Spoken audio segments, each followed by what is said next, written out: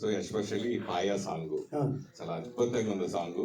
So ఆ song first విన్నప్పుడు మీకు ఎలా అనిపించింది? అలాగే నిర్మాత బండ్ల గణేష్ చేత డాన్స్ చేయించడం ఒకటైతే, దాంట్లో లిరికల్ గా చంద్రబాబు నాయుడు గారి గురించి, మన పవర్ స్టార్ పవన్ కళ్యాణ్ గురించి, వీళ్ళందరి గురించి లిరికల్ గా ఉన్నప్పుడు పాట విన్నప్పుడు మీ ఫీలింగ్ ఏంటి?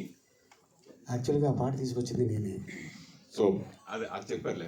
ఎస్. అయితే అది మా ఇక్కడ మనం హిందీలో కాకుండా తెలుగులో దాన్ని తెలంగాణ యాసలో దాన్ని పాట చేసి చేయడం జరిగింది.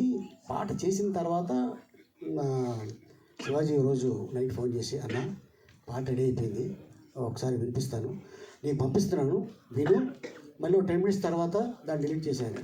నేను విన్నా, శివాజీ చాలా బాగుంది, ఇది అద్భుతంగా ఉంది, డైరెక్టర్ గారు కూడా చాలా హ్యాపీ ఫీల్ అయ్యారు.